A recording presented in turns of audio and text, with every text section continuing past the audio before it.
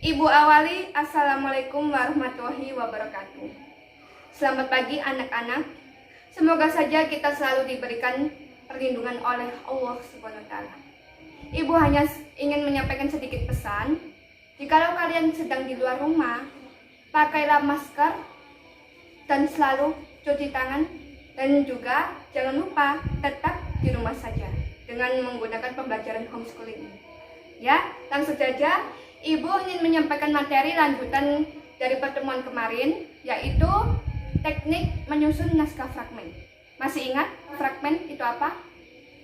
Ayo langsung saja dilihat di PPT Ibu yang telah Ibu kirimkan di WA Group. Ya. Teknik menyusun naskah fragmen.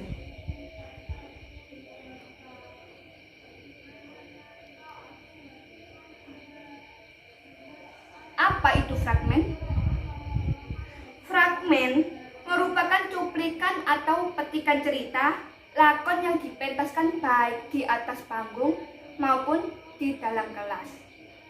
Dan fragmen juga disebut dengan drama pendek atau drama singkat. Karena durasinya biasanya pementasan fragmen itu kurang lebih antara 30 menit sampai 1 jam. Dan di fragmen sendiri, cerita yang diambil itu lebih ke adegan inti dan lebih ringkas di pokok-pokok bahasan yang akan dibahas di cerita tersebut. Itu pementasan fragmen. Lebih lanjutnya bisa kalian pelajari di materi yang sudah Ibu kirimkan di WA Group juga. Untuk teknik menyusun naskah fragmen, dalam pembelajaran hari ini Ibu akan menjelaskan peta konsep tentang pembelajaran yang akan kalian pelajari hari ini.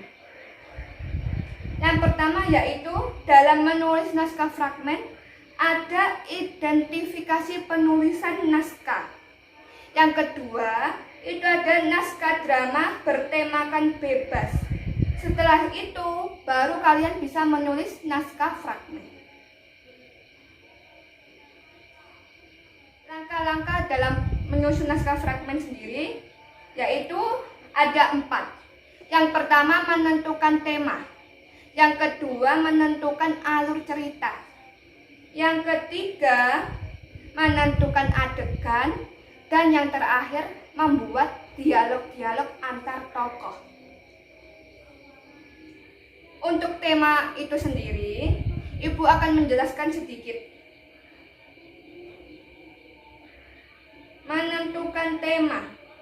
Tema merupakan langkah awal dalam menyusun naskah drama. Tema sendiri itu dapat diartikan dengan ide pokok, gagasan utama yang mendasari suatu cerita yang ingin ditulis oleh penulis tersebut. Ibu bacakan di layar PPT. Tema merupakan ide dasar dari keseluruhan naskah. Pesan pengarang yang ingin disampaikan akan diketahui melalui tema. Pengarang dapat menentukan tema cerita seperti persahabatan, kasih sayang, kepahlawanan, kepemimpinan, pengorbanan, dan perjuangan, dan masih banyak lagi. Jadi, tema itu ide utama, ide pokok yang mendasari suatu cerita. Jadi kalian sebelum menyusun naskah itu harus paham yang akan diambil itu tema apa. Contohnya ingin mengambil tema persahabatan bisa, tema kasih sayang tadi bisa, kepahlawanan juga bisa. Jadi harus yang awal langkah menyusun naskah fragmen itu menentukan tema terlebih dahulu, baru ke langkah selanjutnya. Yang kedua yaitu menentukan alur cerita. Alur cerita sendiri itu yaitu suatu rangkaian peristiwa atau struktur kejadian dalam peristiwa itu yang disusun secara kronologis. Bisa Ibu bacakan lagi. Alur adalah jalan cerita dari tema yang sudah dipilih. Alur merupakan rangkaian cerita yang disusun dari awal sampai akhir dari awal sampai akhir cerita itu terbentuk secara jelas dan utuh, saling berkesinambungan. Ya, tahap penyusunan alur akan terlihat masalah-masalah yang terjadi, seperti tempat kejadian peristiwa, tokoh-tokoh yang ingin ditulis di cerita tersebut, baik itu tokoh utama ataupun tokoh-tokoh yang lain yang mendasari di isi cerita tersebut sebagai pendukung cerita. Alur cerita itu sendiri ada 3, yaitu ada alur maju, alur mundur, dan alur campuran. Alur maju itu sendiri dapat dijelaskan yaitu suatu rangkaian peristiwa yang ditampilkan secara runtut dan secara kronologis dari tahap awal pengenalan, pemunculan konflik hingga klimaks dan penyelesaian. Jadi urutan ceritanya itu runtut dari awal hingga akhir A sampai Z. Dan biasanya alur maju itu ceritanya itu lebih mengarah ke arah masa depan, masa yang akan datang. Untuk alur mundur sendiri yaitu alur cerita yang dimulai dengan penyelesaian, sering dijumpai setting waktu masa lampau. Jadi kalau alur mundur itu lawan dari alur maju dan ceritanya itu lebih ke arah masa lampau atau masa lalu. Untuk yang ketiga yaitu alur campuran. Alur campuran itu perpaduan antara alur maju dan alur mundur. Alur yang diawali dengan sebuah klimaks dari sebuah cerita dan kemudian melihat ke masa lalu dan kemudian diakhiri dengan sebuah penyelesaian. Jadi bisa dimulai dari kisah masa lalu, setelah itu kisah masa yang akan datang, setelah itu ke masa yang lalu. Atau sebaliknya, seperti itu. Dan di alur sendiri ada rangkaiannya. Rangkaian pertama tadi apa? Pengenalan. Pengenalan itu untuk mengenalkan tokoh-tokoh yang ada dalam cerita tersebut. Setelah itu awalnya muncul konflik. Konflik itu biasanya didukung oleh tokoh yang bernama tokoh antagonis. Tokoh yang berlawanan dengan tokoh protagonis yang menggerakkan konflik, munculnya konflik. Setelah itu baru ke konflik, pemunculan masalah-masalah, perkumpulan masalah-masalah itu, dan baru ke puncaknya, klimaks, puncak dari sebuah masalah, baru ke penyelesaian atau peleraian, seperti itu.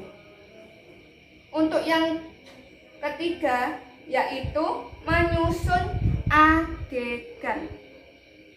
Dalam menyusun adegan, jikalau setelah membuat rangkaian alur cerita sudah utuh, baru dilanjutkan dengan menyusun adegan yang akan ditampilkan dalam setiap babak. Jadi adegan-adegan itu disusun secara step by step. Setelah itu dimasukkan ke babak-babak. Jadi babak pertama seperti apa, baru ke babak yang selanjutnya dan selanjutnya. Setiap adegan cerita akan diketahui urutan cerita, urutan adegan cerita. Dan akan diketahui pula tokoh-tokoh yang akan tampil. Begitupun dalam adegan dipilih peristiwa atau kejadian mulai tahap pengenalan sampai ke kejadian paling menarik yang sebagai puncak dari permasalahan itu. Jadi menyusun adegan itu harus disesuaikan dengan tokoh-tokohnya, adegan yang akan sesuai dengan tokoh itu seperti apa, dan baru ke tahap-tahap kejadian pengenalan sampai puncak masalah. Untuk yang terakhir yaitu membuat dialog. Membuat dialog-dialog tersebut biasanya itu per tokoh atau permain. Tokoh drama berbeda dengan karya sastra yang lain. Perbedaan yang paling mencolok adalah dibangun berupa dialog-dialog antar tokoh. pada saat membuat dialog-dialog, tiap tokoh ini harus menyesuaikan dengan karakteristik tokoh yang akan dibuat. Dialog tokoh ini juga ditentukan oleh latar belakang lingkungan masing-masing. Dialek atau gaya bahasa, tiap tokoh itu berasal dari suku yang berbeda dan mempunyai keunikan masing-masing. Jadi, dalam membuat dialog ini harus disesuaikan dengan karakteristik tokoh yang ingin ditampilkan. Seperti contohnya, jikalau karakteristik tokoh itu suku Jawa, dialeknya pasti berbeda. Dialek Jawa Timuran, Jawa Tengah, dan Jawa Barat. Jikalau Jawa Timuran lebih ke arah arek-arek Surabaya. Ya rek, gimana rek? Bagaimana rek? Nah seperti itu. Jikalau Jawa Tengah itu lebih ke halus, Jawanya Jawa halus. Ya bagaimana? Dan lain-lain. Jikalau Jawa Barat lebih ke arah-arah yang lebih modern, seperti lo, gue, dan lain-lain. Seperti itu. Baiklah, itu tadi poin-poin dalam menyusun naskah fragmen. Ada 4, yaitu menentukan tema, menentukan alur cerita, menentukan adegan-adegan, baru membuat dialog-dialog antar tokoh. Setelah ini, Ibu akan menayangkan sebuah pementasan fragmen yang berjudul Sepasang Merpati Tua, karya Bakti Sumanto. Setelah itu, nanti Ibu akan menjelaskan tentang tema, alur, dan lain-lain yang berhubungan dengan sepasang merpati tua. Berikut video pementasannya.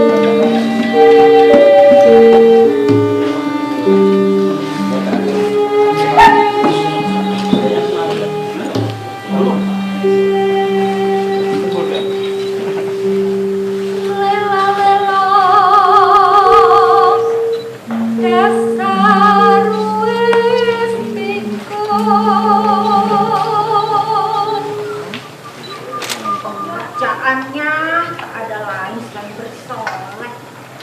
Pikirannya masih banyak gadis-gadis yang suka memandangnya.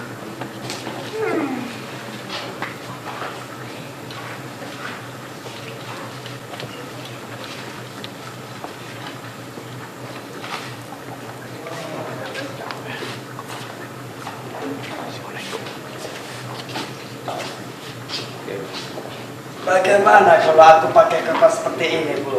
Astaga, waduh mau besar kemana menjelang malam begini? Tidak kemana-mana. Cuma mau duduk-duduk saja sambil baca koran. Ngapa baca koran mesti pakai kopiah segala? Agar komplit, Bu. Itu kan dulu waktu kau jadi guru tulis 40 tahun lampau. Tapi sekarang kopi hanya menjadi penghangat belaka.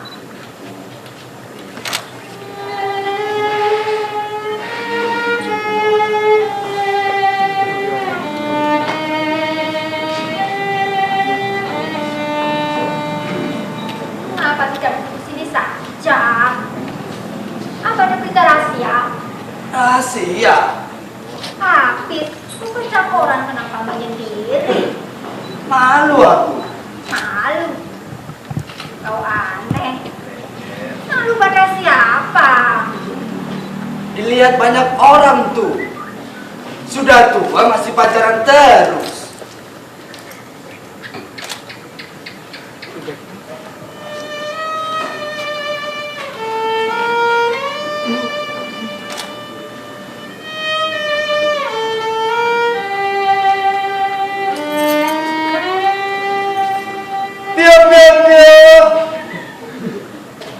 demonstrasi di sini.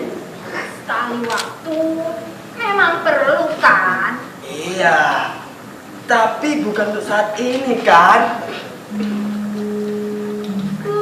Kukira justru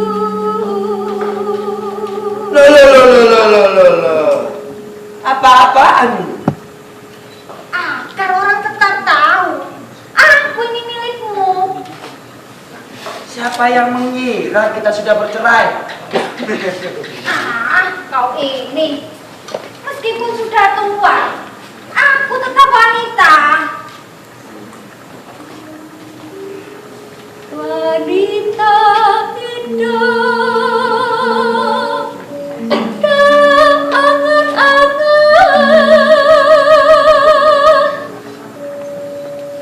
takut kehilangan,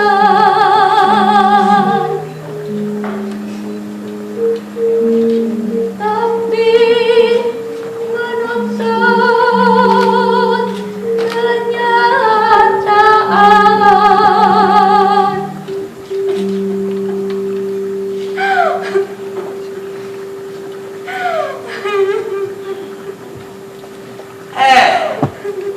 Ada apa kok, Bu? Ada apa? Kamu seroloskan aku di depan banyak orang begini. Siapa aku ini? Istrimu bukan? Kalau ku dapat malu, kau kan ikut dapat malu. Bukan maksudku memperolok-olok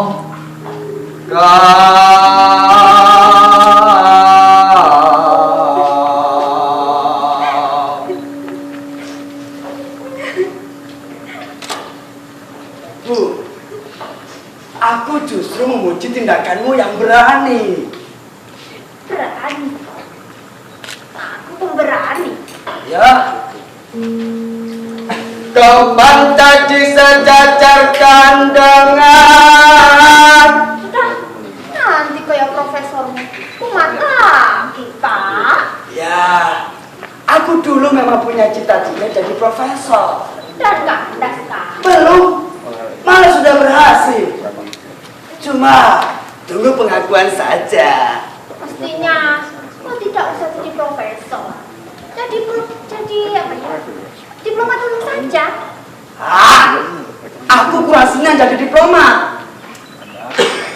Tapi kau akan lebih terkemuka, lebih ternama, lebih terkenal. Diplomat terlalu banyak menipu hati nuraninya sendiri.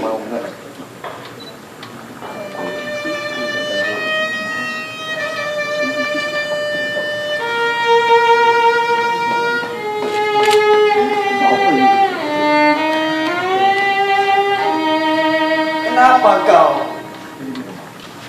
Kau tidak senang kalau aku jadi profesor? Kau ingin aku jadi diplomat? Baiklah.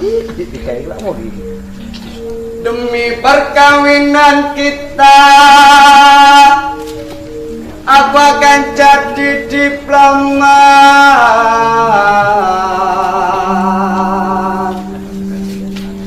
Tapi di mana, bosku? Negara-negara Barat, Timur, Asia atau PBB? Ya, PBB saja. Lalu? Kau akan lebih terhormat di PBB. Siapa tahu kau diangkat jadi ketua sidang, lantas kelak jadi sekretaris jenderal, atau kau jadi diplomat sekali saja.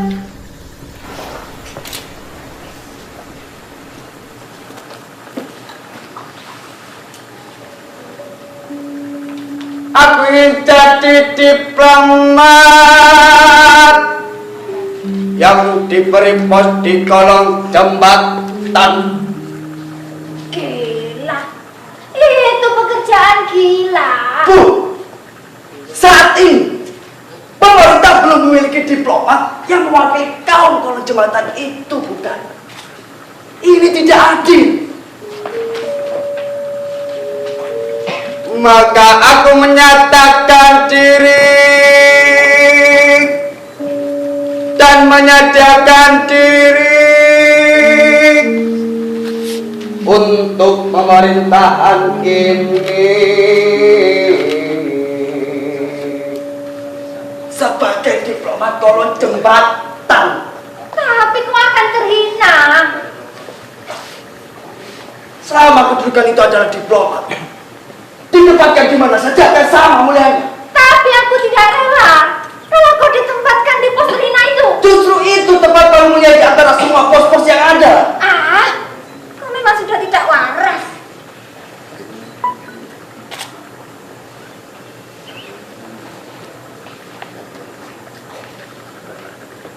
Seorang diplomat pada akhirnya adalah orang yang pandai bersilat lidah,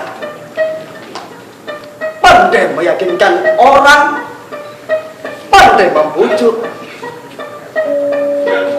Orang-orang di kolon jembatan itu perlu dibujuk akan hidup baik-baik,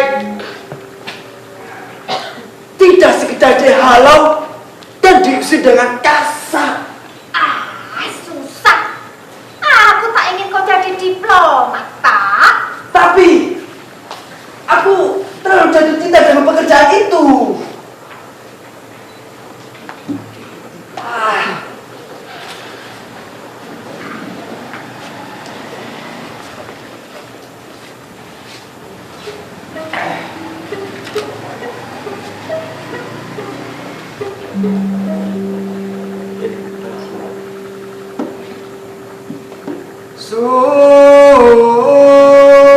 Susah yang kita semua, termasuk para penonton itu. iya, Kenapa? karena kita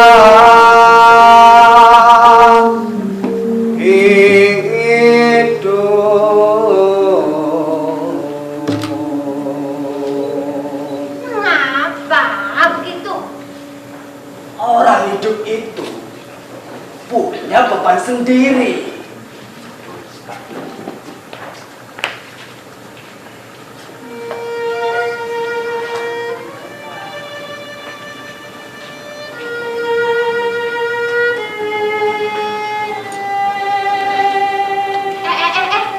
Makan tidak boleh sambil berdiri. Ini adalah nada timur. Lo sudah nyoba cari pekerjaan? Kau mau pindah pekerjaan? Iya. Kau mau jadi apa lagi?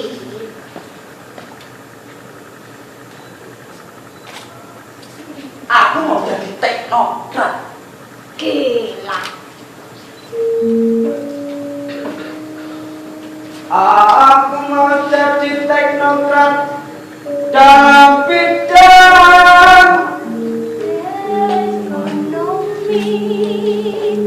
bukan Politik. bukan Militer. bukan juga Lalu apa?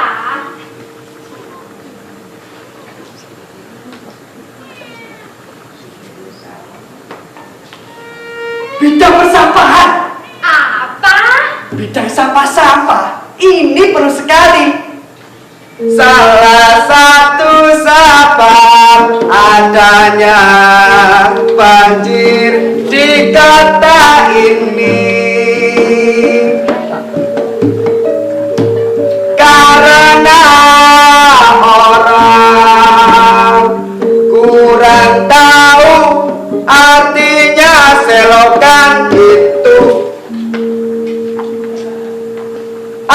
selokan itu. Coba selokan itu kita keduk. Sampahnya luar biasa banyaknya.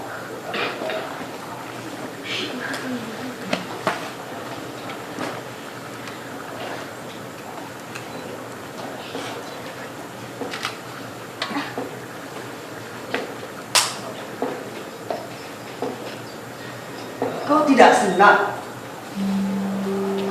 Mengapa kita berpikir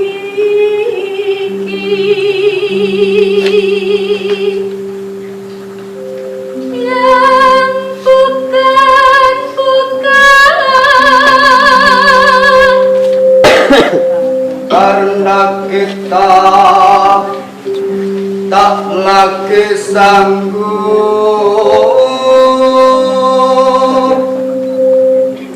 melihat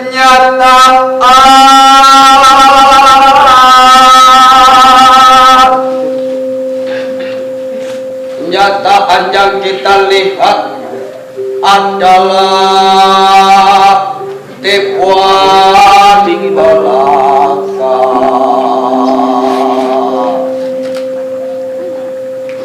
Hidup kita diwarnai dengan cara berpikir yang sadis.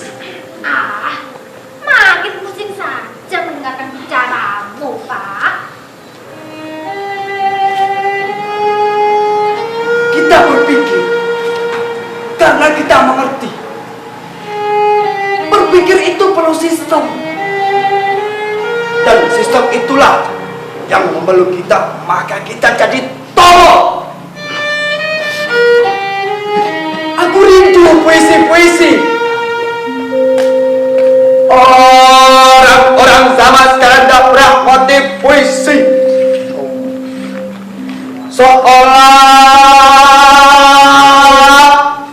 sudah jadi robot semua.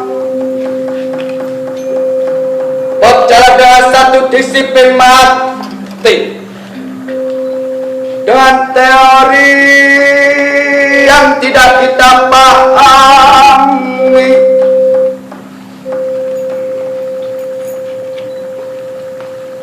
Keutuhan manusia sudah dikecilkan. Hubungan seks tinggal penilaian nafsu belaka. Kesenian diukur filsafat seketika, dan kesenian sudah dikonsepkan, dan hidup kita terlalu didoktrinkan. Ini tidak bisa. Akibatnya kita tenggelam pada ukuran-ukuran mini. Suamiku sudahlah. Manusia harus dikembalikan keutuhannya. Manusia harus. Sudahlah. Manusia harus menghayati hidupnya, bukan menghayati disiplin mati itu. Dan doktrin-doktrin itu harus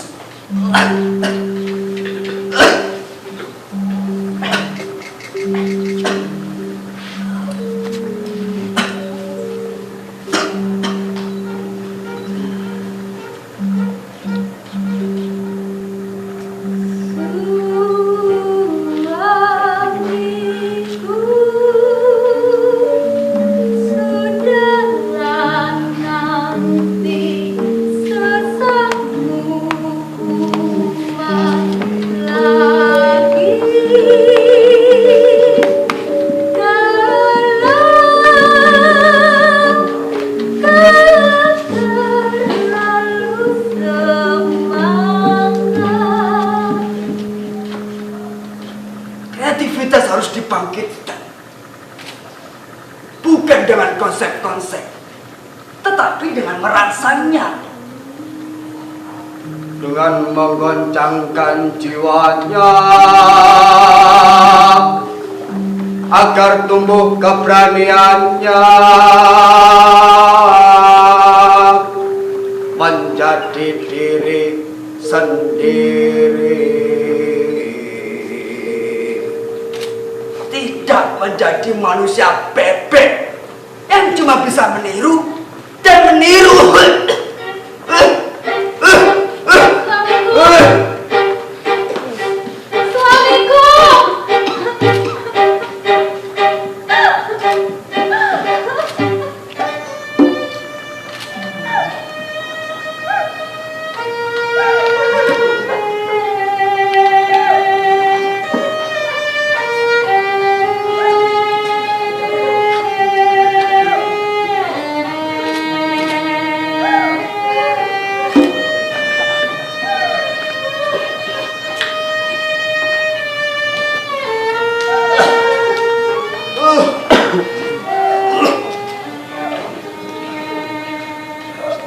Mengapa kau menangisi aku?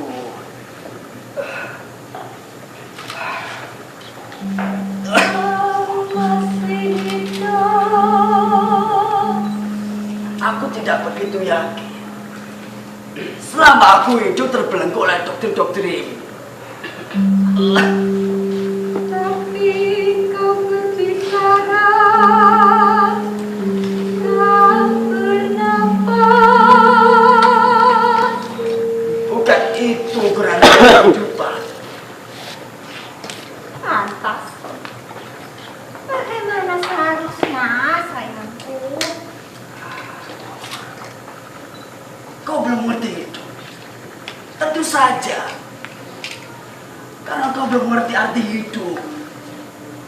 70 tahun sudah kujalani hidup. Benarkah aku belum mengerti? Umur pun bukan ukuran selama kau hidup. Kau mengerti doktrin-doktrin itu.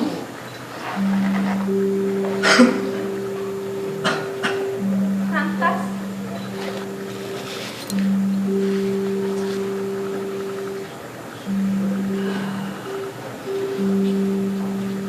Renungkanlah.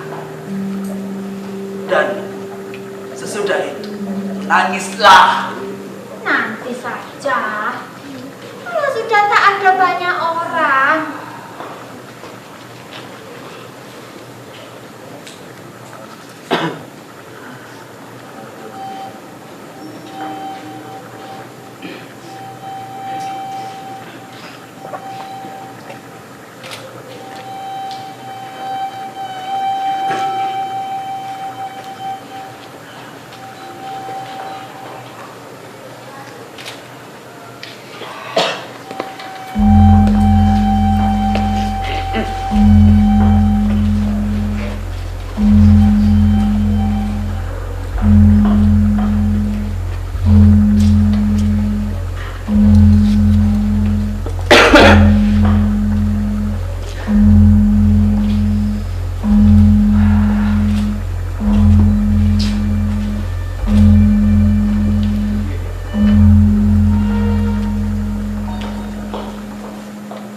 Hari semakin malam. Ya, dan sebentar kiamat pun akan datang.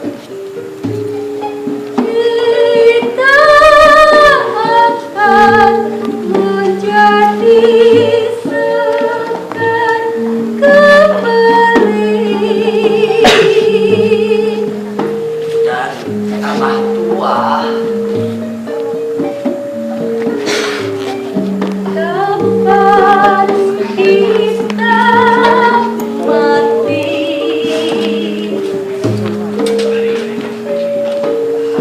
Entah.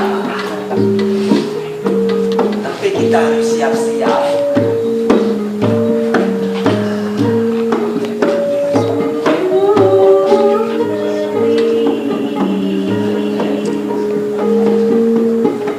Memang. Tapi inilah kenyataannya. Aku takut. Aku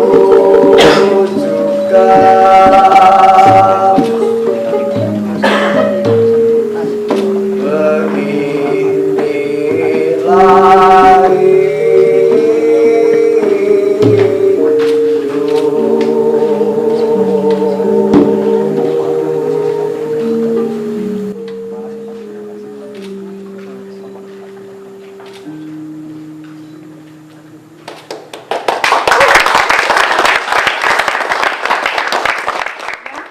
Ibu akan menjelaskan tentang analisis struktur dari pementasan fragmen Sepasang Merpati Tua, karya dari Bakti Sumanto. Untuk temanya dalam pementasan Sepasang Merpati Tua itu tentang kehidupan, di mana dalam perbincangan antara nenek dan kakek, membahas tentang kehidupan yang dimulai dari kehidupan mereka berdua, lalu merambah ke kehidupan sosial. Yang setelah itu, pada akhirnya kembali ke diri mereka berdua. Jadi, temanya itu tentang kehidupan perenungan dari masing-masing tokoh nenek dan kakek untuk memaknai apa arti hidup itu. Jadi, lebih ke seputar kehidupan sosial. Untuk tokohnya sendiri dalam pementasan Sepasang Merpati Tua ada dua, yaitu tokoh nenek dan tokoh kakek. Untuk tokoh nenek ini memiliki watak yang sedikit mementingkan kehidupan dan kehormatan dalam hidup. Untuk tokoh kakek sendiri itu lebih peduli terhadap kehidupan sosial dan memberikan pengertian tentang apa makna hidup kepada istrinya. Tokoh kakek ini juga tokoh penggerak alur cerita, tokoh utama yang disebut tokoh protagonis, penggerak atau jalannya cerita itu. Untuk yang nenek sendiri itu tokoh pendamping yang mendampingi tokoh kakek dalam menjalankan atau menggerakkan suatu cerita tersebut. Untuk alur yang digunakan dalam pementasan fragmen Sepasang Merpati Tua itu yaitu alur campuran, perpaduan antara alur maju dan mundur. Dapat dilihat bahwasanya ceritanya itu berawal dari kehidupan mereka berdua, yang setelah itu merambat ke kehidupan sosial masyarakat lain dan kembali lagi ke kehidupannya sendiri itu mereka berdua. Untuk latarnya sendiri itu ada latar tempat, latar waktu, dan latar suasana. Untuk latar tempatnya itu ada di ruang tengah, di sebuah ruang tengah atau ruang tamu di dalam rumah. Untuk waktunya, latar waktu itu di sore hari menjelang malam hari sampai tengah malam. Untuk alur suasananya itu lebih ke arah perdebatan, sedih, haru, perbincangan, dan terkadang ada juga suasana yang menegangkan, seperti itu.